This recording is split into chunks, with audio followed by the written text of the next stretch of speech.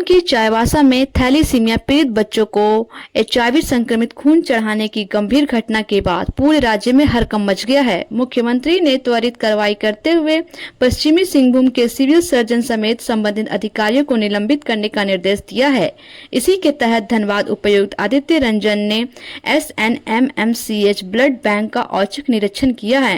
निरीक्षण में उन्होंने रक्त संग्रहण, जाँच प्रक्रिया और सेफ्टी प्रोटोकॉल की बारीकी से समीक्षा की है। उपायुक्त ने स्पष्ट कहा है, रक्त जांच में किसी भी तरह की लापरवाही बर्दाश्त नहीं होगी।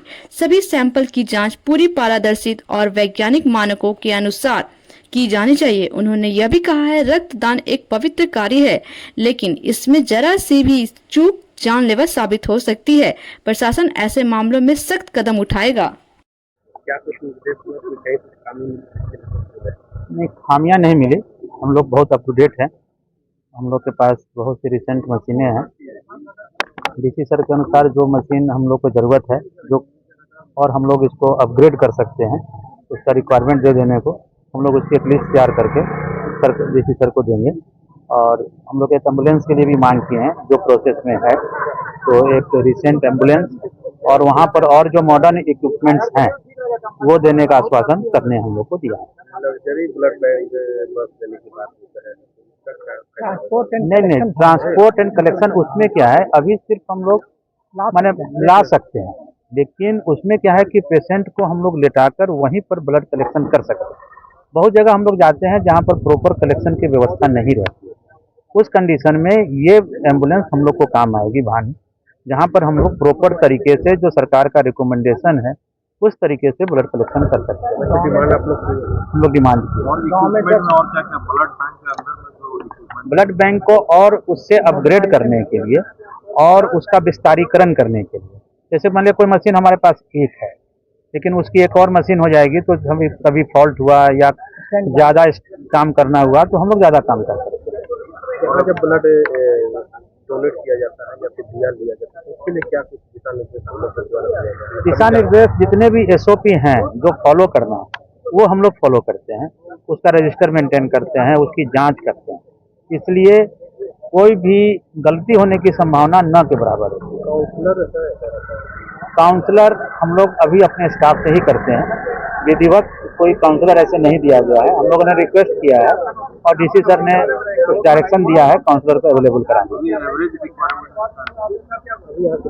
हम लोग इसका ब्लड का लास्ट ईयर हम लोग करीब 20,000 ब्लड का कलेक्शन किए थे। हाँ, खपत करीब 20,000 पर ईयर। इट मीन्स आपको डेली का करीब डेली का करीब 60 बोतल फुलफिल हो जाए। हम लोग एक्सटेंसिव कैंप भी करते हैं, प्रॉपर बात करते हैं कैंप लगाने के लिए। इवन हम लोग ने गिरिडीह जाके कैंप लगाया है, वहाँ से 280 बोतल आए थे ना करीब। तो हम लोग सीमा हमारी कुछ नहीं है और प्रोत्साहन राशि बढ़ाने के लिए भी हम लोगों ने लिखा पढ़ी किया था, मंजूरी मिल गई है। अब हम लोग प्रोत्साहन राशि भी बढ़ा रहे हैं। नहीं, एक संस्था होती है JSK रांची में, उससे हम लोग को परमिशन लेना रहता है और इसमें डीसी सर ने भी पहल की थी और हम लोग के संयुक्त पहल से वहाँ से निर्देश आया है। अब हम लोग जल्द ही उसकी फॉर्मेलिटी करके उस प्रोत्साहन राशि को बढ़ा देंगे। अभी कितना है? अभी 25 है। नहीं, वो हम लोगों ने बढ़ाने की मांग की थी। वो गाइडलाइन देखकर हम लोग जो कमेटी निर्णय करेगी वो कर। देखिए, ओवरऑल SNMCH में जो ब्लड बैंक है, सेपरेटर यूनिट है, ये सब राज्य स्तर का उत्कृष्ट मैं कहूँगा है। कुछ आंशिक रूप से मशीनों में ख़राबी आई है क्योंकि 12-15 साल से कोई बदलाव नहीं है उसमें, तो हम लोग उसमें असेसमेंट कर रहे हैं। और राज्य स्तर पे हम लोगों ने देखा है कि कैसे माननीय मुख्यमंत्री जी ने भी इस पर संज्ञान लिया है और कड़ा निर्देश भी दिया है। तो हम लोग उसी के आलोक में उनके बात को सुनते हुए हम लोगों ने ऐसा सोचा है कि ज़िला में जितने भी ऐसे ब्लड स्टोरेज यूनिट है, ब्लड बैंक है, ब्लड डोनेशन यूनिट है, उन सब का एक असेसमेंट करेंगे और उसमें जो गैप्स होगा वो राज्य स्तर को हम लोग अवगत भी कराएंगे और अगर ज़िला से उसमें कुछ मदद हो पाएगी तो हम लोग करने की कोशिश करेंगे। निरीक्षण में क्या देखा?